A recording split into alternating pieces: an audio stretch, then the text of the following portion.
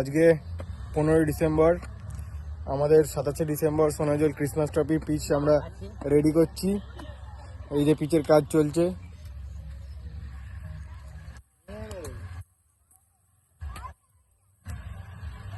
এই একদম লোকেশন আমরা বলে দিচ্ছি, একদম এই যে সোনাজল প্রাইমারি স্কুল তার একদম ঠিক সামনেই এইটা রয়েছে আমাদের মাঠ। আমাদের পিচ কিউরেটার্সরা কাজ করছে, আমাদের কমিটির cashier head of the management আমাদের সৌগত ঘোষ।